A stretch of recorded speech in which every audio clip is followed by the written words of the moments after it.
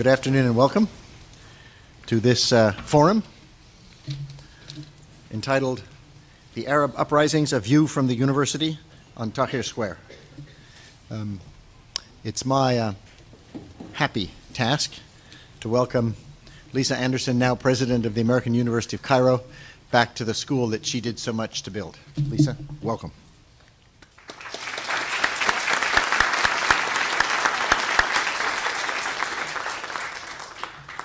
Today's event is co-sponsored by SIPA and the Political Science Student Association. It will address the dramatic events of the last 2 months, 3 months, and we're especially privileged to have with us an observer who knows more about Tunisia, Libya, and Egypt than almost anyone else I know. So with that, let me turn the program over to Professor Jack Snyder, who will introduce our speakers.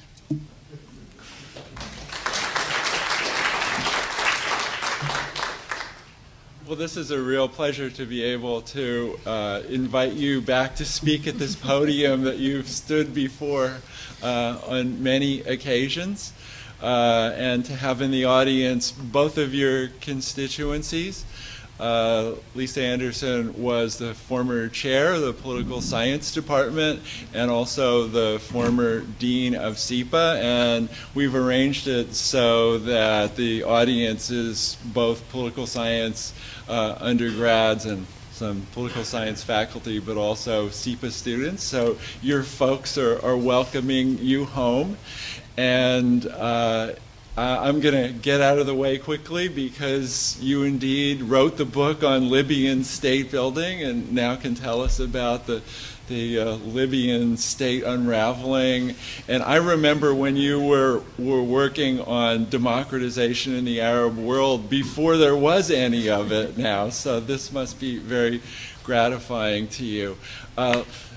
Before you start, I want to invite up to the podium Nita Vidutis, who's the president of the Political Science Students Association, to just welcome you to the undergraduate constituency here. Nita.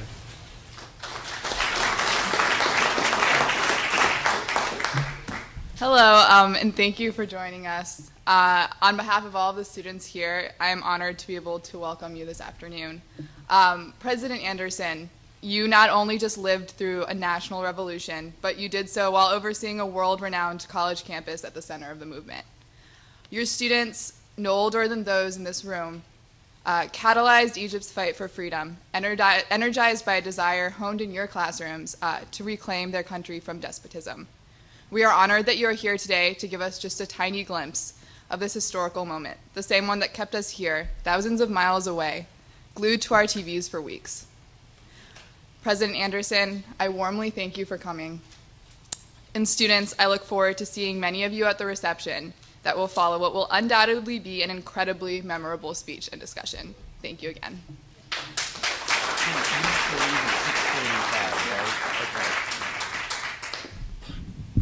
Thank you very much. Thank you for the invitation. Thank you for the opportunity. Thank you for your patience while I was late. Actually, in deference to the invitation and audience, this is going to be a little political science-y. There are fabulous stories, and I'm happy to tell some of those stories about AUC alumni, faculty, students who played important roles in the events in Tahrir Square, who were some of the best commentators on the events as they took place, who helped manage the relations between the protesters and the government. I can tell you what it's like to run an institution that discovers there are snipers on the roof of the building shooting at the protesters, what it's like to manage an institution during an internet blackout that no one in the world expected, and so forth. And most importantly, probably some of what it's like to have free expression in a context where for at least 30 years and maybe forever there hasn't been something like that. So I'm looking forward to your questions and looking forward to the conversation, but I wanted first a few remarks that actually follow up on a lecture that I gave here at SIPA in the fall that was called the politics of policymaking in non-democratic settings, and it was for POP, as it's known to its friends at SIPA. And in a sense, it's an interesting moment because, of course, I'm moving from, I hope, an environment of a non-democratic setting to a democratizing setting, and the politics of policymaking are getting all the more complicated and confused. But in interesting and important sorts of ways, ways that I think do reflect both on how we as political scientists think and how we as prospective policymakers think. So you will forgive me if I indulge a little bit in thinking about how these revolutions or uprisings reflect on the literature and the practice of politics for a few minutes, and then obviously we can go back to the stories if you want. And I want to make two basic points, one of which I have made repeatedly here in this building, so you'll have to listen to it one more time, and another which is subsidiary to that. Non-democratic or authoritarian as a category of regime type is residual. You can tell just by the word. It is anything that is not democratic, which can be a great variety of things. And it's hard, therefore, to find patterns in policymaking if what you're talking about is everything that isn't something else. And that may not matter very much as one thinks about the trajectory of the development of politics over time in the contemporary world, if you think that democracy is the future anyway. In other words, if this is all going to be left in the dust and it doesn't really matter what the politics of policymaking and non-democratic circumstances are, because everything's ultimately going to become democratic anyway, then you sort of think, well, you know, at least that's a fine distinction, but who cares? But I actually think it is important because it tells us that is to say, thinking about whether there are patterns in non-democratic regimes is important because it shapes the pattern of breakdown and the prospects for various kinds of post-breakdown regimes. Okay, I finished the real political sciencey part. Non-democratic policymaking environments do seem to me, however, to have certain kind of patterns to them that are worthwhile thinking about as we look at Egypt and Libya and Tunisia. In the first place, one of the things that characterizes all of these countries, and I would argue most non-democratic settings, is that information is scarce. So as you think about these countries on the eve of the uprisings, which has riveted us all, in none of these countries, but in different ways, I will argue, was information easily available to the general populace. But the character of scarcity of information can be quite varied.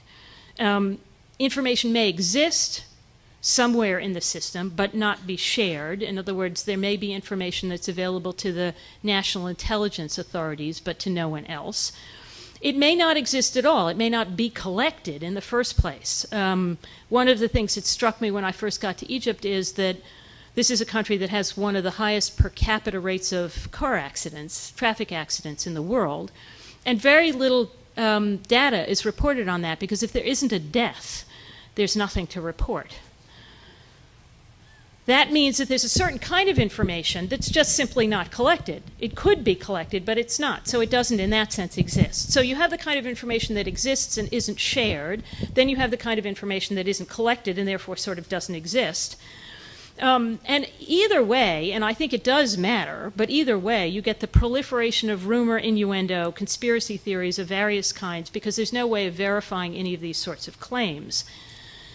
That is something that after a revolution is very hard to manage because there are conspiracy theories, innuendo, and rumors all around, both during and after the revolution, that are very hard to verify, and people aren't accustomed to being asked to verify the claims that they make.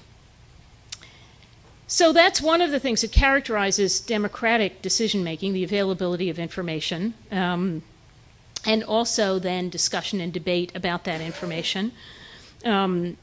Both discussion and debate in non-democratic settings are typically relatively restricted. And perhaps as a result of that, the absence of reliable information is not as noticeable as it might be, since if you can't talk about it, you don't talk about what you don't have.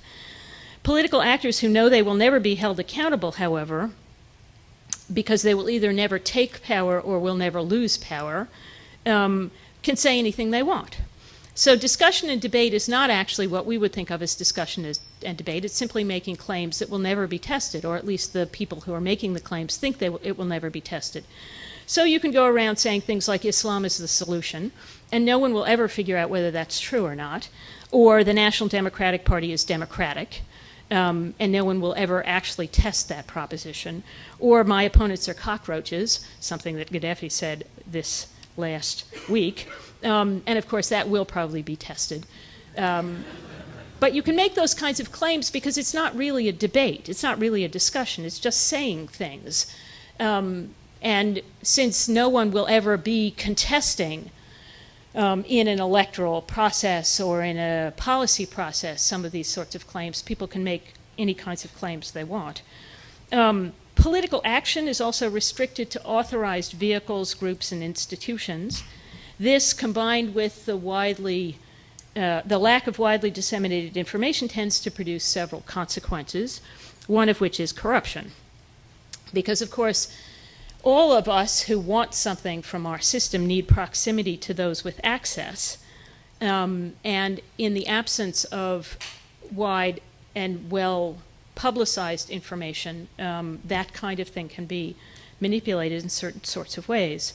But there are different kinds of corruption, a question to which I will return shortly when I talk about the differences between Egypt, Libya, and Tunisia on the eve of their revolutions.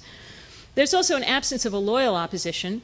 Opposition is viewed as intrinsically and inherently disloyal, and it's very hard. In fact, one of the things that I had a lot of difficulty doing when I first got to Cairo was talking to people about the simple idea of a loyal opposition. Either you were inside the ruling party or you were intrinsically disloyal. And a corollary of that is most anti-government activity is construed as outside the framework of the authorized and therefore basically treachery. So you have a very limited realm of permissible debate. Partly as a result of all of these kind of characteristics, legislatures are relatively weak, produced by appointment or by elections that are understood to be rigged. They tend to rubber stamp executive branch initiatives rather than produce proposals born of popular demand, because nobody knows what the populace would demand were it permitted to demand anything. And you also have what are often called in the literature soft budget constraints. If the boss wants it, we'll find the money for it, particularly since we don't know how much it's going to cost anyway, since we don't have accurate information. So there tends to be starting of projects because the boss, the president, whoever it is, wants the project, and then it turns out, of course, you didn't have the money for it, so it's never finished. And those of you who have traveled in these kinds of countries will see all of the unfinished projects that have proliferated because nobody actually calculated whether it was something desired by its putative constituents or something that anyone could afford. Finally, sort of running through the cycle of how you make demands, you discuss them, you think about legislation, you think about, implementing the legislation. There are a lot of laws passed, regulations issued, projects started which are flatted, ignored, and never finished. There is not the feedback through the loop in that we would think of as a conventional policymaking process. And compliance is not born of acquiescence, much less understanding, so much as born of intimidation and fear, or at least resignation. And one of the things that characterized all three of these countries before their revolutions, and it was quite striking, and I actually wrote something about this about Libya about 4 or 5 years ago, but it was also true in Egypt. There was a lot of weapons of the weak behavior in populations that felt they were obliged to comply but didn't really want to, and one of the most striking of these was garbage. People would throw garbage in the streets, and it was a kind of contempt. And then the governments wouldn't arrange to have it picked up, so it was mutual contempt. And Libya, which is one of the richest countries per capita in the world, is also one of the filthiest, because there is this mutual contempt of garbage strewn in the streets and the government refusing to pick it up. And at first that seemed very Libya. But then it turns out that one of the post-revolutionary, most striking phenomenon of the post-revolutionary era in Egypt is the extent to which everyone is picking up garbage everywhere. Tahrir Square, you could eat off the stones of Tahrir Square. It is so clean. This business about cleanliness, corruption, garbage, contempt, dignity, it is of a piece. It is weapons of the weak. It is the way people express themselves in circumstances in which they can't express themselves, and it's really quite striking.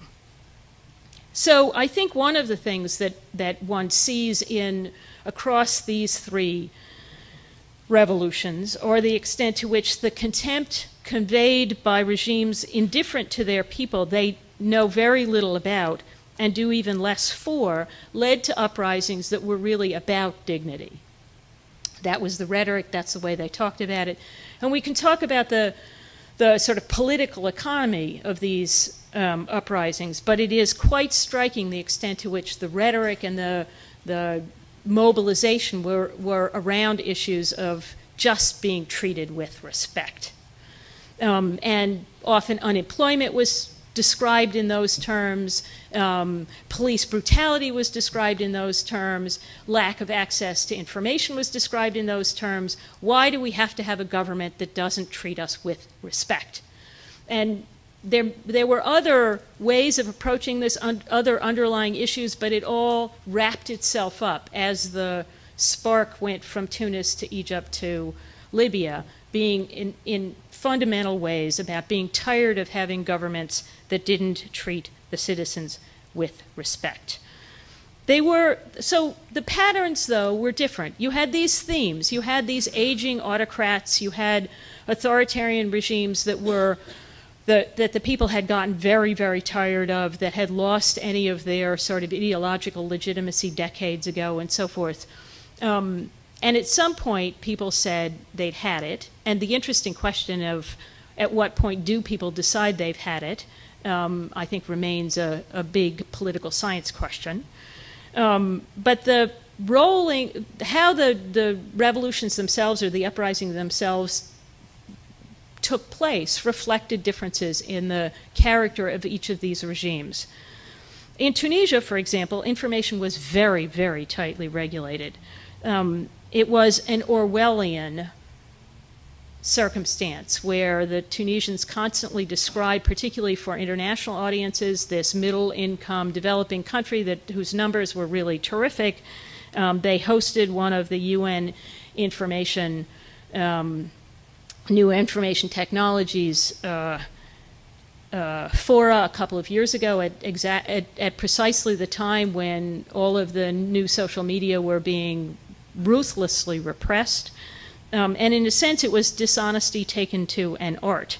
There was very little discussion and debate, very high levels of repression of opposition or even questioning of the regime policies. And there was a very characteristic kind of corruption, which was different from the corruption of Egypt and Libya. So when you talk about corruption and the politics of corruption, I do think that there are differences that make, that there are characteristic kinds of corruption that make a difference in politics. In Tunisia, the corruption was at the top. It was the president, his wife, and their relatives. And they were known as the family.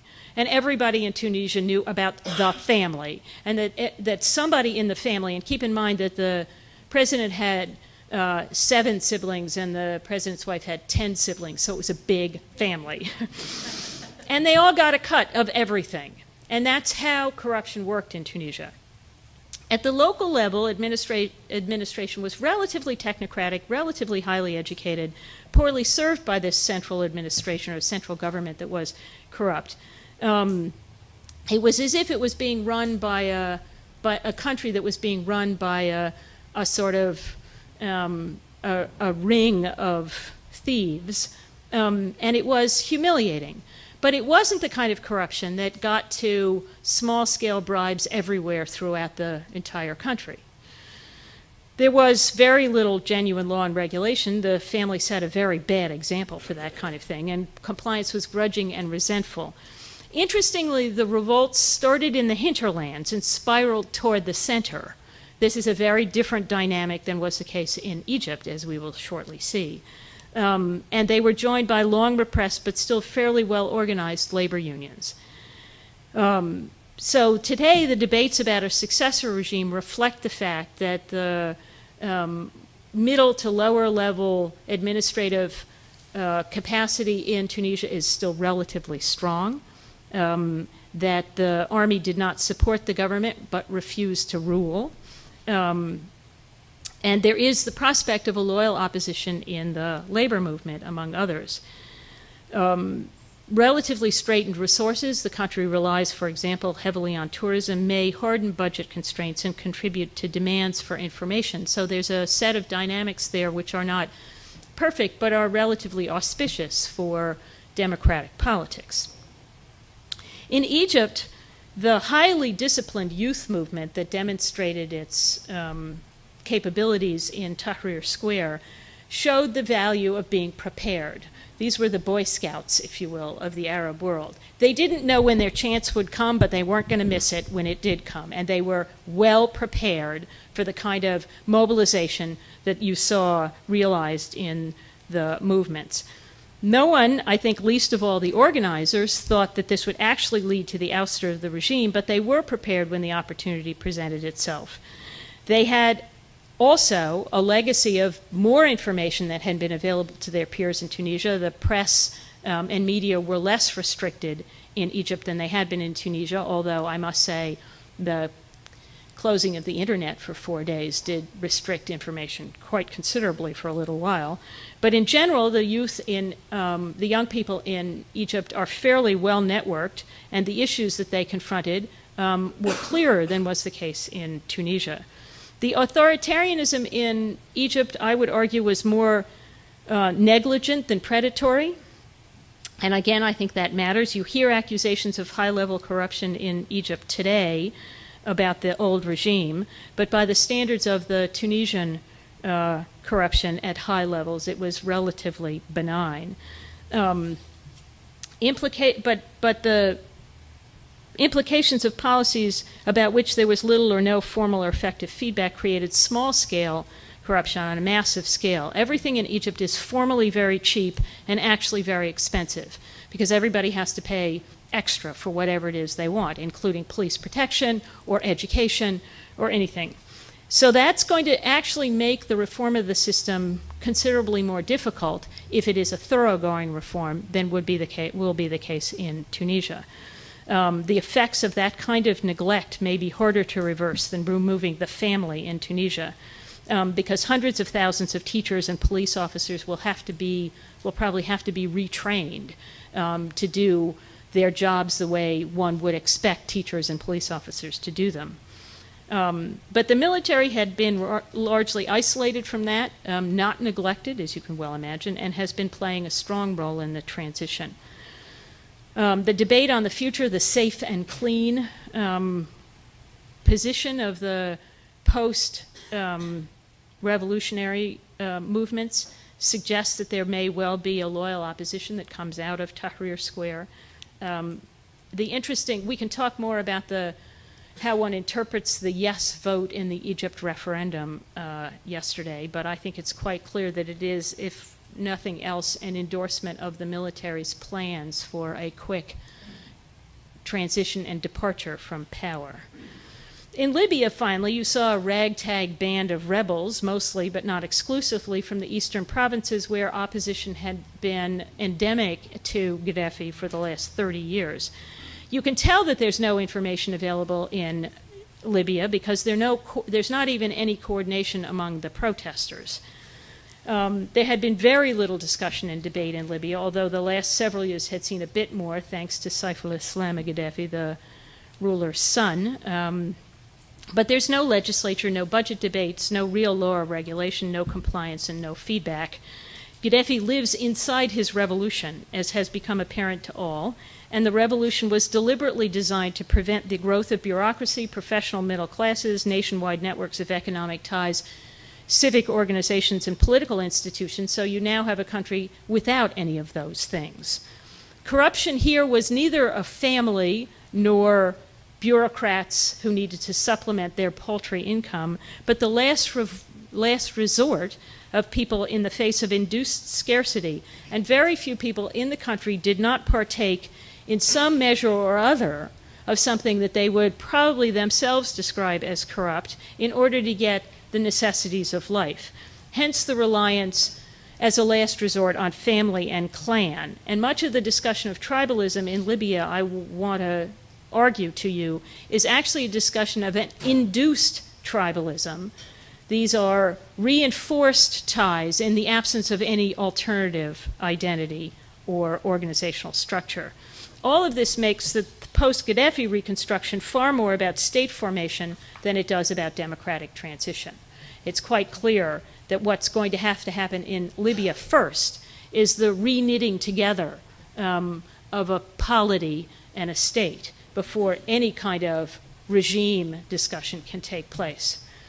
So in sum, what I want to argue to those of you who are think about politics, political science, and policy making, there are different kinds of non-democratic settings, and it behooves us to disaggregate them if we want to understand their impact on transitions and on successor regimes. So even if what we really care about in our heart of hearts is democracy, it is going to be achieved from different directions, at different paces, and in different ways, depending in part on what the starting point is.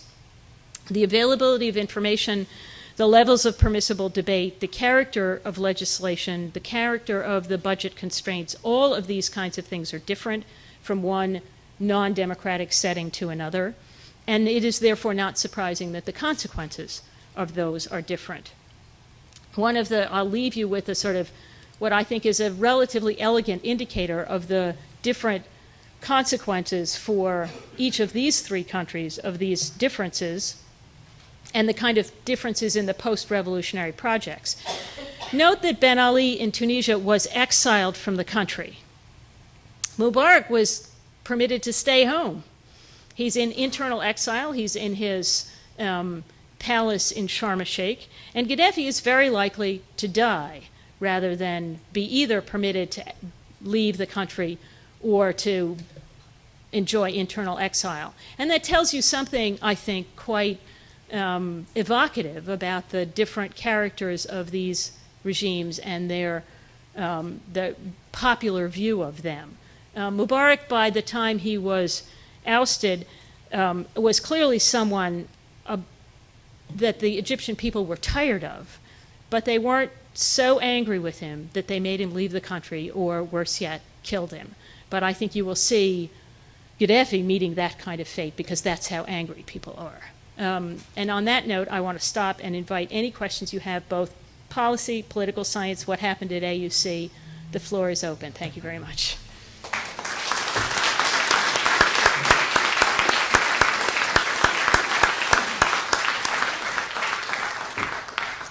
So we're going to ask you to line up at the mic in the center of the room to ask your question. And while people are lining up, I'm going to grab the first question myself. You mentioned the vote signaling possibly that the Egyptian people are in favor of a very rapid pace of the transition to get the military off the stage, which is what some of the Columbia faculty who were at this very podium said a couple of weeks ago would be desirable. But I just noticed that over the weekend, the two political groupings in Egypt that were most enthusiastic about a really rapid transition are the former governing party and the Muslim Brotherhood, who are already well organized and apparently think they will profit from a speedy transition, whereas the urban liberal, or whatever you want to call them, demonstrators have been saying, well, we need more time. there are like hundreds of us that want to run for office, and we haven't formed ourselves into a political party. And if we have to run in single-member districts with first past the post, we'll never get any seats, and all the seats will be won by the two organized parties. So is there an argument for going slower rather than faster? Well, most of the faculty and students at AUC voted no. So of course there's an argument. There were that group of people, the intellectual elite, particularly well-educated and so forth and so on, do want more time. They do want more time to think about the Constitution, to think about the electoral system, to organize themselves and so forth. And it is quite clear that, you know, more than 20% of the people feel that way. But there were two problems. It was partly that is a set of intellectual elites that most of the rest of the country doesn't necessarily have a lot of patience for. So even though they did lead the revolution and everybody thought that was terrific, thank you very much, that's pretty much what intellectual elites do. But the other problem was, it was this question of, if you voted no, what would the consequences of that be? This is a country that right now is in the midst of a considerable sort of existential insecurity and anxiety. Everything has changed. The police have disappeared from the streets. We don't even, you know, there's kind of no president who's in charge here, the Supreme Military Council and so forth and so on. So there's a lot of sense of, it feels like it's been a decade since the beginning of the year. If you vote no, you don't know what the consequences of that are going to be. The military did not say a yes vote goes this way, a no vote goes that way. They said a yes vote goes this way. So for a lot of people, it was sort of saying, I'm going to vote for something that I can see a predictable path. I don't see any real terrible costs to it. There is another point at which the Constitution can be revisited. We don't necessarily want the military to rule for a long time. If we vote no, does that mean a military rule? Are they going to get comfortable in office? We don't want that to happen. So even some of the Tahrir Square liberal intellectual elite said, well, you know, wait a minute. We run the risk of a no vote, and they say, okay, we'll sit here for 5 years while you guys get yourself organized, which nobody wants. So it was it was not, you know, the reasons for voting yes or no were not self-evident. And I think one of the interesting things, and this was true, I remember when the first contested elections in Mexico, and all of these leftists voted for Fox, not because they endorsed his platform, but because they wanted to say they saw an alternation in power. And you saw some of that kind of calculating here of people who were voting for something not because they actually thought it was the better outcome, but they were thinking to themselves sort of tactically, what does this mean? So there was both principled voting and tactical voting in, I would say, the sort of, you know, 35% or 40% who are the educated elite, the people who led the revolution, who endorsed the revolution, and so forth. And then, of course, in the countryside, it is true that most people are just more comfortable with something fairly stable and well-known and so forth, which is either the Muslim Brotherhood or the NDP or, you know, whatever the military told us to.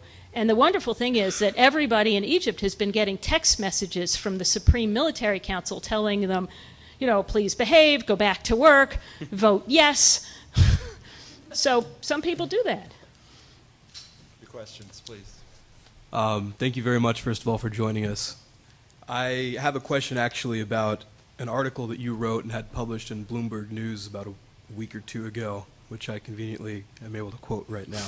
You wrote, neither the U.S. nor the international community, you're talking about Libya, should be deterred by the difficulty of imagining the aftermath from fulfilling their responsibility to protect citizens from the depredations of vicious governments. In fact, they should plan for it. Any military diplomatic intervention that will bring an end to the Gaddafi regime should be accompanied from the beginning by mobilization of the resources for political reconstruction. You go on to list or mention a couple of international organizations and agencies which could contribute to this kind of reconstruction. So I have a two-part question. I guess, first of all, should we read your comments to imply that there is a human right to democracy and that this human right should be enforceable by the international community should a consensus arise upon an instance where there is a violation? And secondly, are you perhaps concerned that this produces a kind of paternalism that, first of all, demeans the political agency of undemocratic peoples, and secondly, as one of the political theorists in this department has written, denies the opportunity to engage in the tumults and the debates where you learn how to compromise and construct a government and write your own laws? This is a complicated moment for those of us who want to think about, on the one hand, what has become known in UN circles as this sort of responsibility to protect. There is increasingly a doctrine that I think is hard not to subscribe to, at least in the abstract, that, you know, brutal governments should not be permitted to kill their own citizens with impunity. That just, you know, that's very 20th century. We're not going to do that anymore. On the other hand, it's hard to know how to organize that in a way that does not begin to pull the rug out from under, in this instance, the insurgents. It is the insurgents' insurgency. It's not, and it should not be construed as an insurgency from outside the country and so forth. And ultimately, I think the reason why the Arab League, apart from the fact that everybody hates Gaddafi, the reason why the Arab League did come around to endorsing a no-fly zone and so forth and so on, was a sense that the incredible dynamism, enthusiasm of the uprisings in Tunisia and Egypt, they themselves would be undermined if the comparable uprising in Libya were brutally repressed. And certainly in Egypt, there is that kind of sentiment that, different as the circumstances are, nobody wanted to see that snuffed out. That it was the same call for dignity, it was the same sense that here's an opportunity to really see the people express their desire for a better life, a better polity, and so forth and so on. And nobody wanted that to be destroyed.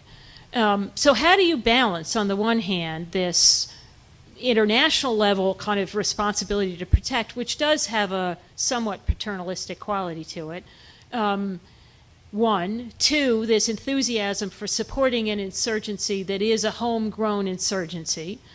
And three, the really genuine concern, which I think now is becoming an increasing concern in my estimation, that what was described as a no-fly zone is in fact becoming an effort to kill Gaddafi, which is not what, and so the Arab League is backing off. That was not what anyone's intent was. And I think that then becomes yet another sort of, you know, invasion of a country, which is what nobody wanted the outcome to be. But if I may, you emphasized in that article the idea that, and in the passage that I read particularly, that democratic institutions, the process of building those, should be something that the allies or the international community takes into consideration. This is March, you wrote this March 6th or something like that. And you emphasized the idea that democracy building, more or less, needed to be and should be, if I read you correctly, something that the international community and the UN took into consideration. Now, you know, to me, it's hard to marry that to some of what you were just saying about, you know, the limited nature of what needs to be done in the sense of respecting an indigenous. Okay, perhaps what the confusion here is that I don't think the issue in Libya, after, you know, the guns stop, is going to be democracy. The issue there is going to be state building. It's going to be very elemental. Do you want the eastern province to stay in the country or not? And you have to be able to have a conversation about that. Is this country going to end up the same shape as it was for the last 90 years? Who's having that conversation, and whose decision is that? Well, somebody needs, it seems to me, one could have it implode into fighting. which is what I worry about. I think there's going to be a lot of score settling, there's a lot of resentment, there's a lot of bad things happen to people in the last 40 years. And either that implodes into continuing fighting, or there is some kind of mechanism for saying we need to have that conversation without the fighting, that there should be a civil way to debate those sorts of questions about how positions in a new government are going to be allocated, about how people get administrative posts, in fact, how an administration is rebuilt, about how one has a military apparatus or not, about what kinds of basic regulations for a market there should be. Those kinds of conversations will need to take place in Libya. We could say, hands off, this is Somalia, it's their business. If they just want to, sort of spend the next 20 years shooting each other, that's one option. Or we could say there are increasing numbers and characters of civil society organizations globally that might be deployed. You see this sometimes. Recently, what you see in the news the most often is these efforts by the elders, for example, in Africa, to take people with experience of government in saying there must be a better way to do this than just fight with each other. And it seems to me that some of those kinds of mechanisms might be constructively deployed to help the Libyans have that conversation among themselves. It's not imposing a solution. It's simply saying if there's a way to do this without killing each other, that would probably be better. Does that? And Adam, I'll Adam, we need to go. Okay. Move along. I'll bring this up later. Actually, my original question was a follow-up on the first one, and I'll have a follow-up on that one as well. One question. Okay. With regard to organization, I'm wondering about the on-the-ground realities in terms of organization. You had mentioned those who led the protests, and from some of the conversations that were going on in the last couple weeks before break, there was a lot of talk about there not really being a leader or any set of leaders. That this was a very group process. And so I'm wondering, are there leaders emerging? Is there organization occurring? What kind of organization? And what do you see for the future of that? And in regard to talks, do you see there being an ability to, in Libya, do you see there being a possibility for talks? It sounds like the rebels want Gaddafi gone and Gaddafi isn't going to go. So do you see there being a possibility for space to actually have any kind of conversation without Gaddafi being there, or with Gaddafi being there? No, let me start with that. No, Okay. When I talk about needing to have a set of conversations about what Libya is going to look like, this is predicated on Gaddafi's departure. Okay. But that's the problem. Right. That he did spend 40 years disorganizing everybody deliberately. That was a constant revolution. That was the design of the whole operation. So that means that you have groups of people who have not had routinized, regular, civil conversations with each other about any of these kinds of issues for decades. Somebody has to convene that. Yep. It may be that the Libyans themselves are going to be able to convene that, but given how angry they are at each other for those who collaborated and those who collaborated 20 years ago and stopped collaborating and changed sides and then changed sides again. I mean, look what's been happening in the last several weeks. Whole groups of people have changed sides several times. And that's a reflection of how difficult it is going to be for people to sit down and say, this is what I really believe in. So much of what Gaddafi created was a society of opportunism, because how else would you get what you needed, that it is going to be, in fact, very hard in his absence, and I anticipate that whatever happens in Libya going forward will be in his absence.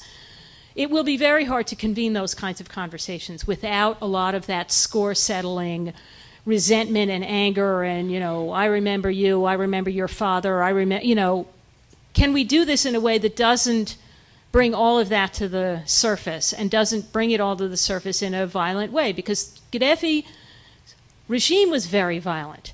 So a lot of that is, I remember when you were there when my father was hung. So that's how mad I am. maybe it just has to, you know, burn itself out. Or maybe there's a way to say, no, it doesn't have to burn itself out. Let us see whether we can organize these conversations such that people can express some of that, but it doesn't disintegrate into it. And that's the concern I have, is that there are deep anger and resentment in that country, much of it understandable, but also much of it going to be very hard to manage in a reconstruction period. So that's the Libya question. I think the first part of the question was more about For Egypt. Yeah.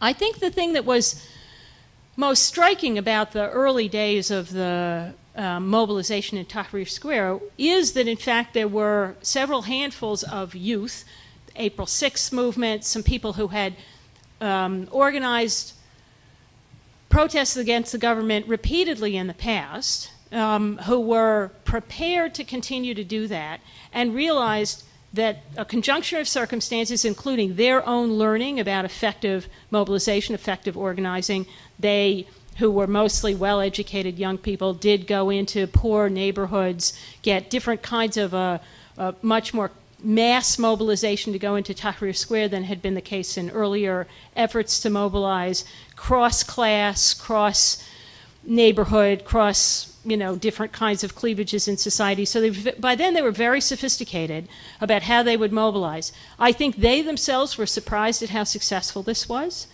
They themselves got more people into Tahrir Square than they expected.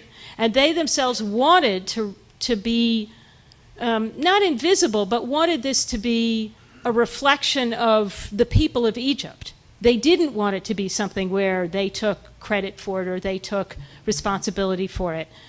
So they deliberately downplayed their own role. But increasingly you are beginning to see in the Youth of the Revolution movement their discussions. These are the people who refused to meet Secretary Clinton. Okay? So there are groups of people, young people, who were instrumental in organizing and managing this astonishingly well-disciplined civil disobedience for 18 days. And they are going to play an important role in the construction of political parties, in the construction of debates about electoral systems and so forth and so on. So, but they don't want to be, precisely because they think, and I think collectively they think, and I think they're right about this, that there has been too much focus on the single leader. You know, it's always been about Nasser or Sadat or Mubarak or Amr Moussa or al-Baradei or somebody like that, and they would really like to have it be about ideas, about institutions insofar as they can. So they're deliberately backpedaling themselves as individuals. Now, how long that will last once parties get formed and candidates have to run for office and so forth remains to be seen. But there are people, and they are, by my lights, astonishingly tactically sophisticated, very clever, making real their principles in their behavior and how they operate. Thanks.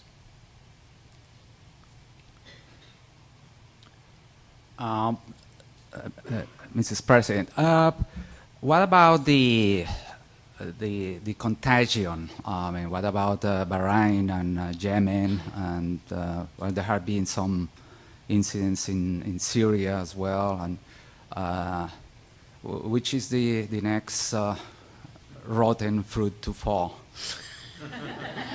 Oh, that's the $64,000 question. One of the things, this is another reason why I have to say, even though I was and remain skittish about the intervention in Libya, I think had there been no intervention in Libya, no other fruit would fall. That people were really looking to, if Gaddafi was, if you will, permitted to extinguish the uprising in Libya, everyone else would be permitted to do the same thing. And the fact that there has been this, if you will, international declaration that such uprisings should be permitted to,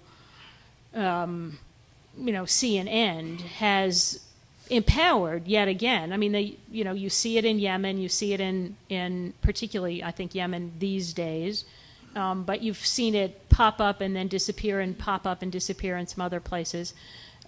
So I do think that there's, if Gaddafi does fall in Libya, you will probably see a few other of these kinds of rulers fall Yemen is a plausible case. The problem with Yemen is that it looks more like Libya in being a relatively disorganized and relatively difficult place to construct a new polity in, but it's not quite as disorganized as Libya is. I think the Saudis are in a very ticklish position in Bahrain, I must say, and I'm eager to watch how that develops. I don't want to, but talking about Bahrain, one cannot fail to notice like the dual standards that are applied to the tyrants, but friends to and to tyrants, but historic enemies like Gaddafi. What's your opinion? Well, those of us that have worked on this region for a long time are so used to noticing dual standards that we don't notice them anymore. But yes, you're right.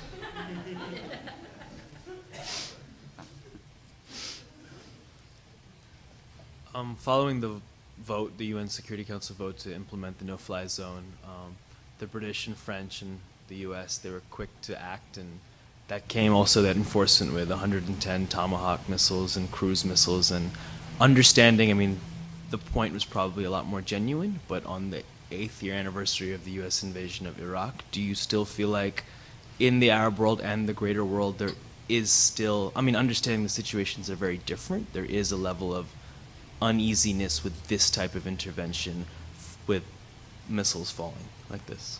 Oh, I completely agree with that. The problem is that I think what people, including me, advocated was a much lighter touch than appears to be the case. And whether that's because we simply can't do it any other way, or because we did in fact see this as an opportunity to do something which we shouldn't have done, I don't know yet. But it does seem to be much more heavy-handed, much more damaging to the civilians that we say we're protecting than would have been the intent. And as I say, it's one of the reasons why the Arab League is moving back very quickly, and I completely sympathize with that. Could you say more about the limited participation of the Arab countries, the Arab militaries, and how we should understand that? Well, I mean, part of it is, keep in mind, look, Egypt and Tunisia are distracted, as they should be. I mean, we don't necessarily want them to get caught in a maelstrom of Libya while they're thinking about their domestic issues, and that was one of the worries, is that it would become a distraction for countries which, if they do things right now, have real opportunities at home to manage a new political structure and system. So let's not have them be, frontline in Libya. So there's that kind of.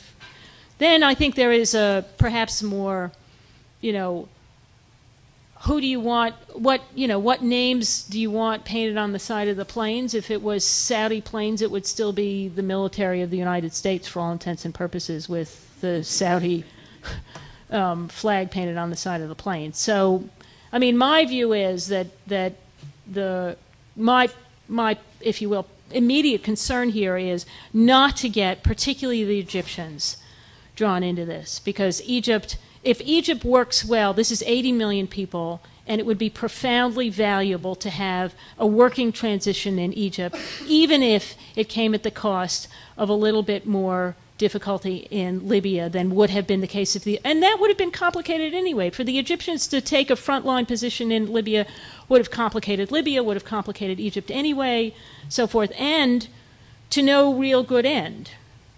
So my view is that it does make sense to have the Arab militaries take a back seat, in part because of the relative prominence of Egypt anyway. I noticed that very few is mentioned about the international interest in Egypt and how it's managed during that phase. Like in Libya, it's very easy to at least one can see what's happening there and see the international interest in there and how it plays. What about Egypt? So, the military it's obvious that it didn't have and still doesn't have its foreign, when it comes to foreign policy, wasn't in line with Mubarak's regime. So it was apparent as soon as Mubarak stepped down that 2 Iranian ships were allowed through the Suez Canal to send some sort of a message. So how do you think that is playing inside? Because no one is mentioning about it. And like, for example, Omar Suleiman, the head of intelligence, he disappeared from the stage. He's someone who used to maintain the Mubarak interest when it comes to foreign policy, regional policy, Israel and Palestine, everything. How is it playing inside, and how's the pressures playing against the military, and how do you see that playing in the Egyptian politics? Well, the interesting thing is that you're quite right. The debates within Egypt today are not about foreign policy at all, almost surprisingly so. It's not about the United States. It's not about Mubarak's relationship with the United States. It's not about Israel. It's not about Iran. It's about domestic politics. And over the course of time, I have to assume that foreign policy issues will come to the fore more than they have over the course of the last 6 weeks or so. But they really have not been important issues in the way people talk about the players within Egypt. So you're right. I don't think that that's something that when people talk about, it was clear that Clinton, when she came to Egypt, got a very lukewarm reception. The youth of the revolution wouldn't meet her and so forth and so on. So there's a little bit of arm's length with the United States. But beyond that, there's relatively little discussion of it. So it's hard to tell what that will look like over the longer run. You don't see that there's any other forces inside Egypt playing in the internal front, maintaining against the interest, the foreign interest of the military. So the military has certain foreign interests. You don't think that there's any force inside the Egyptian society like acting for the other side? Not yet. Not now. All right. No. I mean, the military is in a funny kind of position. Keep in mind that, again, in contrast to the Tunisian military, the Egyptian military actually had combat experience, and that has had two effects, one of which is that it continues to have a sort of residual heroes and patriotism and so forth aura about it, but it also means that it has a fairly clear sense of its mission. It does not want to rule. Now, if it sits there for a long time, it may change its mind. But right now, it sees itself as the defender of the country and so forth and so on.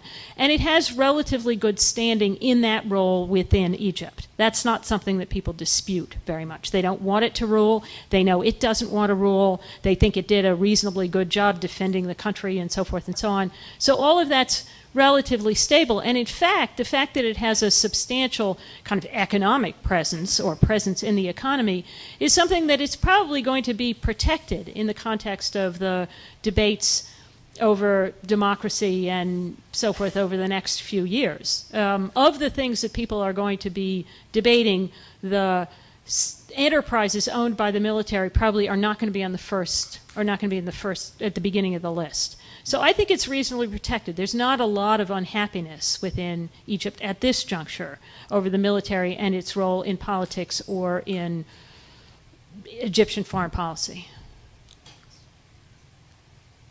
Hi, President Anderson.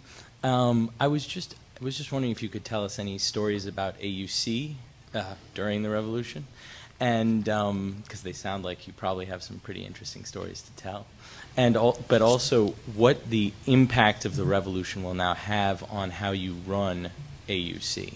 Ah, I don't know whether I should understand, Andrew. All right, a couple of. Revolutions are very uncomfortable things. So we love them, we who are, Americans in the American Revolution and everything, but actually living through them are kind of complicated and difficult sometimes. And I'll give you one story about that, and then I'll give you a story or two about the impact of the revolution on AUC. As you all may recall, on January 28th, that was the height of the violence in Tahrir Square. And at that time, the campus that is right on Tahrir Square, which had been closed for several days, was attacked, and there were people, the security was breached, and there was some real hot fighting on the campus. What we were told by our own security people was that the protesters wanted to go through the campus to get to the Interior Ministry, and it is a shortcut to get from Tahrir Square to the Interior Ministry. You can go straight through the campus. And that as they broke down the gate in front of the main building on the campus, the security forces came in the other direction to stop them. And then there was a lot of fighting in what we call the Palace Building, which is the main old building from before the late 19th century. By the time I got there, which was about 2.5 days later, there was lots of broken glass all over the place. A lot of the offices had been looted in that building. There was blood all over the staircase. There was blood on the roof. There was broken things, crenellations and so forth had been broken. Evidence, in other words, of a lot of fighting and battling and so forth and so on. Our security told us that it took about 4 hours for them to get everybody out of the campus and to re-secure the campus. And they showed us the tear gas canisters that had been lobbed into the campus, all of which, I should point out, say made in the United States, and all of which are expired. And they showed us spent shells and so forth and so on. So it had obviously been quite a dramatic occasion. So that was the way we understood it. A couple of weeks later, actually a surprisingly long time later, we started getting cell phone videos of the building with snipers on the roof. Well, what appears to have actually happened is not the story we were told, but that the security people who had snipers that night on much of the buildings in Tahrir Square actually did get into the campus, go on the roof, start taking the broken decorative stones and stuff, throwing them into the protest. And you can see from the videos that there were shots fired, although it was dark, and so you can't tell where they were firing, but you have to presume they were firing into the crowd. And apparently what happened was, of course, they got there, and then the protesters broke in to try and get them down, which is why there was fighting all the way through the building, including on the roof. Otherwise, the old story doesn't really make any sense when you think about it. So in fact, what appears to have happened is that the security forces tried to take over the campus to use for their purposes. The protesters, many of whom were AUC students and faculty, went after them, got them out, and then our security resecured the campus, and it stayed secure and nothing else happened.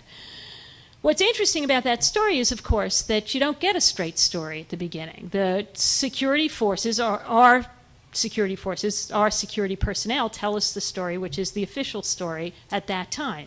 And that time Mubarak was still in power, the Interior Ministry was still operating, so forth and so on. And it wasn't until Mubarak left that the cell phone videos, which had been taken by then 10 days earlier, began to surface. So there was still a measure of fear, and still a measure of we don't know how this is going to come out. And then you start seeing. So when you think about documenting what happened, and you think about how these stories, so we had actually started before, a documentation project called University on the Square about how this took place, how it developed from the perspective of AUC. And we've been doing oral history interviews with the switchboard operator who was, for 36 hours in the bowels of the campus trying to connect us because only landlines worked. And so there are wonderful stories like that. But there's also a kind of, my little personal obsession with information is, here it is right there. We didn't get it, and we didn't get what we wanted, and we didn't get what we needed until very late in the game. So there are that sort of, it is hard, and it is hard to think that there were snipers on that building shooting into. It wasn't authorized, as I kept telling people. Now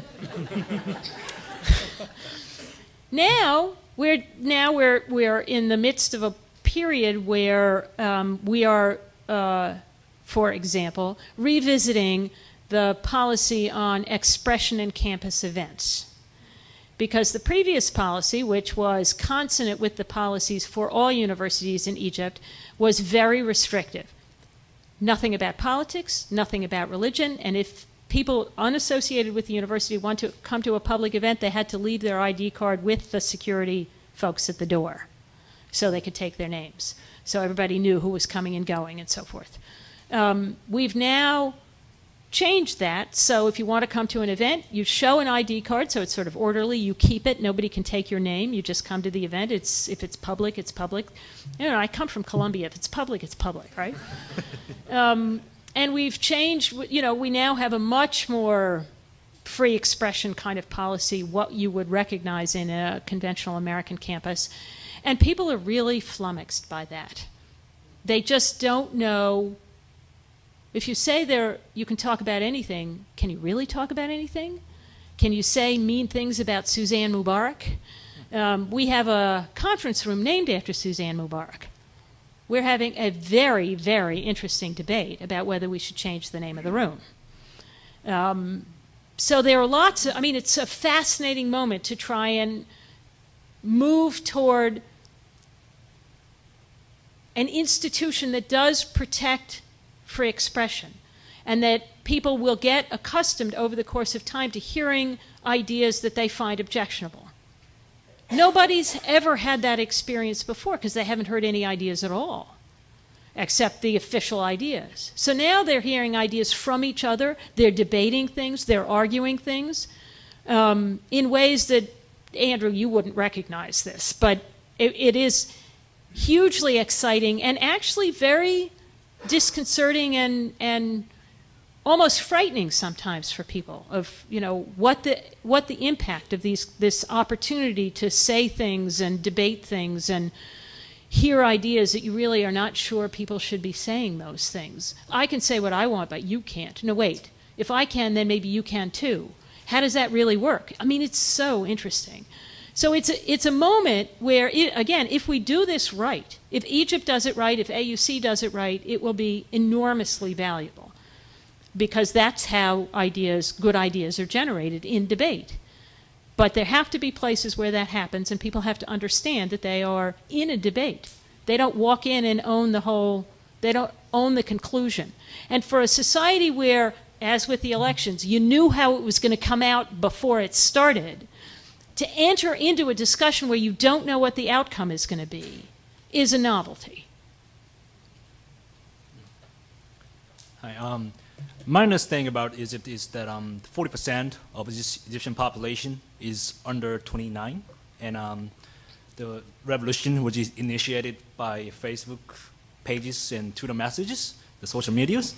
And in terms of capacity building, after the parliament election scheduled in September, what kind of opportunities and limitation do you see? For? Given the revolution was, you know, the major player for this revolution is youngsters. Well, I mean, first of all, actually, your numbers are low. The proportion of people who are under 30 is probably more than half. What I really like is the people over 60 is about 6%, including Amr Musa and, you know, some of the, but I think the challenge is going to be taking this energy and taking the enthusiasm and taking the intelligence and the sort of discipline and so forth that you see in the group that led the uprising, and I think beyond them, I mean, not just there, but that generation of people. The thing that's really hard is most of them are not employed in the fields in which they were educated to be employed. And part of this issue of dignity is, okay, you told me I could go to university, you told me I could, you know, major in whatever I majored in and so forth and so on, and now I can't get a job. I can't get a job even close to that, and some of us, I can't get a job at all. So here I am, well-educated, well-credentialed, a respectable person, and I can't get on with my life. So I spend a lot of time blogging, and Egypt has the most bloggers per capita of any country in the world. And a lot of the, you know, we used to tease about this, and obviously one of the things that was evident to everyone is, by now, is that Egypt actually also has one of the best senses of humor in the world, as you could see from, but there were a lot of people who, one of the reasons why you could have that many people stay there for 18 days is they're all unemployed. It wasn't as if the boss was saying, you better get back to work. which was terrific and, you know, creative and inventive and so forth and so on. But it does mean, ultimately, the military is right with their text messages. Let's go back to work. But that assumes there's a work to go back to. And that's a real, real challenge. You have a population of bright, young, eager, ambitious people without the kind of job opportunities for which they believe they were educated. And it's no surprise that the new Minister of Finance is actually a labor economist. That's the challenge. It is really providing an economic environment in which these people can thrive. So I think all of the democratic institutions, and I am a political scientist, and I do think institutions are important and so forth, have to be consonant with policies that actually put in place the kind of job creation, and not sort of make-work job creation, but things that these kinds of bright people want to do. Because you saw all the energy, you saw the goodwill, you saw the kinds of things that they imagine doing. Part of this, I think, will be to lift the very heavy regulatory environment in which Egyptians operated. It was very hard to start a business, get a license to do anything, so forth. So there's lots of entrepreneurial activity in Egypt, but it's all informal. And it's all small scale, and it's all, you know, so if you permitted that to flower and people to be able to become formally and officially small businesses, that would be, as you saw, I mean, the whole Tahrir Square was full of small businesses, really. So just let that happen. So part of it is not just job creation by having big factories and so forth, but also job creation by incentivizing people starting small businesses, helping develop. I mean, one of the things that we're doing at AUC is a lot of running people through 6-week programs in basically entrepreneurship, doing business plans. How do you do a business plan? How do you do a budget? How do you get investors? So forth and so on. There are lots and lots of people with good ideas. Thank you. President Anderson, you made the point earlier that I very much agree with, and probably most people in this room do, that if Egypt were to make a transition, an easy transition to democracy, it would be an incredible example for the rest of the region, and it would make a really big difference.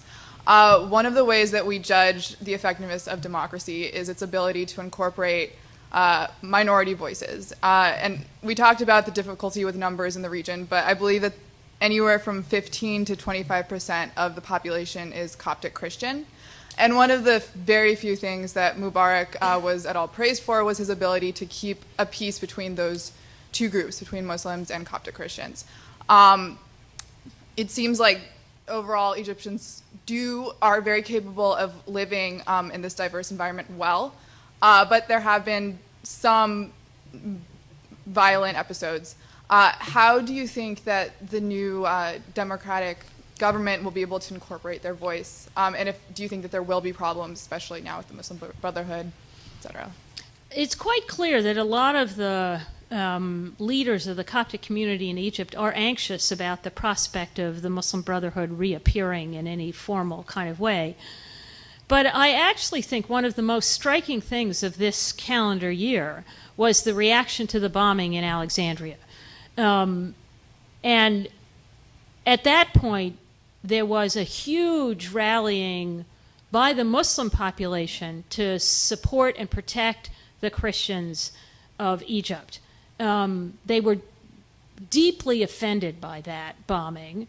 And actually, whether this is true or not doesn't matter. I'll tell you what the current rumor mill, I was talking about rumors before, many Egyptians believe that that bombing was actually engineered by the interior minister, now departed, as a way of suggesting that there was this real terrible Islamist, al-Qaeda-like terrorist threat, and to both divide the Muslims and Christians in Egypt, and to reinforce this, we're the last bulwark against terrorism thing. Obviously, on the latter, well, on both scores, but on the latter score, it completely backfired because people thought it was an un-Egyptian thing. I mean, that's just not the way Egyptians deal with each other.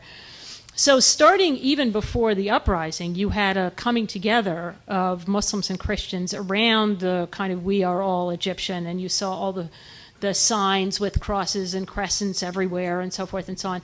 And then, of course, all through the demonstrations in Tahrir Square, you saw the Christians protecting the Muslims while they prayed and so forth and so on. And it's been a very concerted effort to say, Egypt first. It's not about Islam, it's not about Christianity, so forth and so on. It really is about Egypt. That obviously, like everything else, can fray. It could, you know, the cleavage between the lower classes and the upper and middle classes could get very fraught. The cleavage between Muslims and Copts could get very fraught. There are many opportunities for this to come apart. But I think one of the things that is quite clear is this sort of youth age group. Many of the people who are anxious, many of the Copts that I know who are anxious about this are older, have a different experience of Egypt, have a different experience of the Brotherhood, have a different experience of this sort of sense of tension, and their anxieties are coming to the fore now. I don't hear that in the generation that were the animators of the revolution. I just don't hear it. So one of the interesting things is the extent to which much of the discussion of the dangers of the Muslim Brotherhood in the United States, in Egypt, everywhere, is people of a certain age, if I can put it that way. And for the young people, these are just not the same kinds of issues. Thank you. Yeah. Professor Anderson, I wonder if you could speak a little bit more about the factors that led to the fall of the Mubarak regime. I remember I had the opportunity of meeting you last in AUC 1 week before the real revolution started, and you were categorical about the fact that it would never happen. It would never happen, and you know, and also, and so if you could just talk a little bit about what you thought you underestimated, and also you talk a lot about the importance of the elites in the role of the revolution. But what about the disenfranchised millions living in the slums of Cairo, and also about the worker riots, the worker strikes, rather, that hadn't been going on for so long? Well, it's actually interesting, and I commend what I did, to all of you. I wrote down, when Ben Ali was exiled from Tunisia, why I thought that happened and why I thought it wouldn't be contagious. And I did that because I think that many of us political scientists tend to go back and say, oh, I knew it was going to happen. So I wrote it down to make sure that I couldn't do that. But honestly, my only defense on that is that nobody thought it was going to happen. Neither the Tunisians nor the Egyptians in general thought it was going to happen. It did seem implausible and unlikely. So why were we wrong? First of all, I think we underestimated the learning process of the people who had been involved in April 6th and March 9th and the earlier protests that failed. They learned from that. They learned organizational techniques. They learned, you know, sort of tactics and a kind of organizational intelligence that was quite impressive. So when they saw an opportunity, which they obviously did at that point, they took advantage of it, and they were, as I say, they were prepared. And of course, the irony is that the 25th of January was Police Day, a perfect opportunity, because you had just seen Ben Ali, you know, the problems, the uprisings in Tunisia, and here was Police Day, the reviled police being honored with a day of their own. It was a perfect moment to bring everybody together, because there isn't a social class or group or anyone in Egypt that hasn't had unpleasant encounters with the police. So that was, whatever other dividing lines there may be in Egypt, that was a common element. So they saw an opportunity in Police Day, and they brought people from the poor neighborhoods. They brought people from areas where they hadn't been to Tahrir Square in a decade, and they said, "Come on, let's come out. This is an opportunity for us to say we're sick and tired of the police." It wasn't a big, we're going to overthrow the regime. It was, we're sick and tired of the police corruption, the police, you know, arbitrary and capricious detention, so forth and so on. And moreover, we want jobs, and moreover, we want other, you know. So they organized across class, across neighborhood, and so forth in a way that I don't think people realized they had the capacity to do. And I don't think, and honestly, I don't think they themselves were sure that it was going to be as remarkable as it was. And once it took the momentum, then coming back that Friday, so that's a Wednesday, then coming back that Friday and so forth and so on, it could grow out of that. Once Ben Ali left, the idea of actually getting rid of one of these people was a live possibility. So I think we underestimated, or I speak for myself, I underestimated the organizational capacity and the learning of the people who did this. And I underestimated the extent to which the kind of relief almost of being able to say, one of these guys was actually crowbarred out of office, maybe we can do it too. That turned out to be much more powerful than I think we thought. So, you know, why should the Egyptians look to Tunisia as an example? They typically don't. But this was one of those moments of, whoa, maybe we could do it too. And then it kind of took off. President Anderson, thank you for joining us here at SIPA. My question is, returning to Egyptian foreign policy, what do you think we may expect for Egyptian policy towards Israel in the future, and what do you believe may be the evolution of Israeli policy towards Egypt? Is there any reason to expect conflict at this point in time?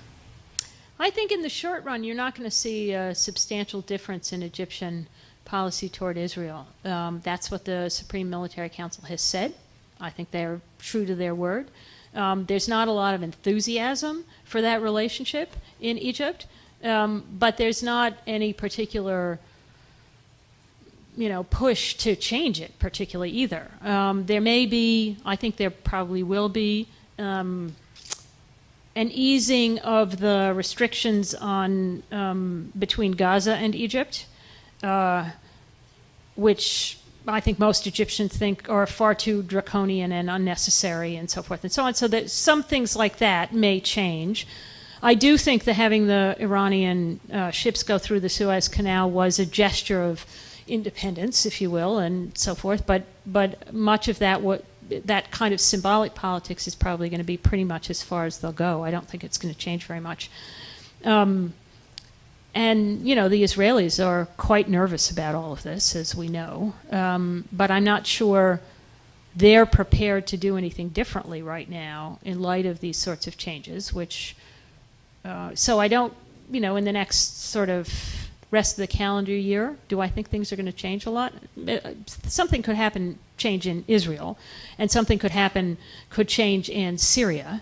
In which case the dynamics, but if you're looking at it from Cairo, I don't think it's going to change that dramatically. It is possible that there would be, I think there'll be efforts to have a different kind of relationship with the Palestinians probably than the Egyptians have had recently. They've been very difficult, and I think that will probably ease, but beyond that I don't think you'll see very much.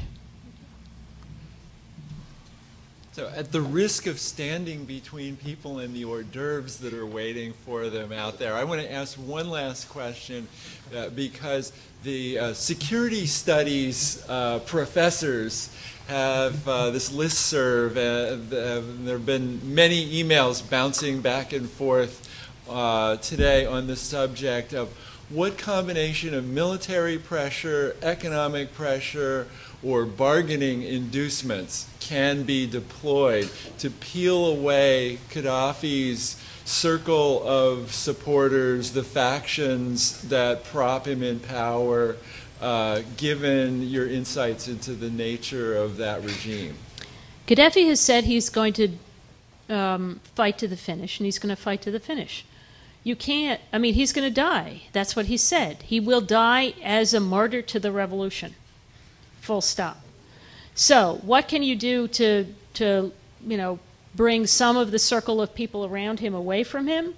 I mean, look, after 40 years, there are people who are committed revolutionaries. It's not just him. There are a few other ones, too, who actually buy the Green Book. So I think there is a circle of people who are, you know, they're going to die with him, too. They're martyrs to the revolution. There are opportunists, and again, you can see the people who switch sides back and forth and so forth. And I think what's interesting about that is that there are a number of tribes, particularly in the center of the country, that have flip-flopped quite often depending on where they think the military momentum is and so forth. I don't think you can necessarily pry them away particularly. They'll go with whoever wins. So in a sense, I don't know that there's a lot of leverage that anybody has at this point. There's certainly nothing you can do to change Gaddafi's behavior. And the people, his immediate circle, are either his family or his committed, fervent, ideological followers, and there's not much you can do about them. And everybody else will melt away as soon as they see which way the wind is really blowing. Well, we were sure that this was going to be fascinating, and it was. Thanks so much, Lisa.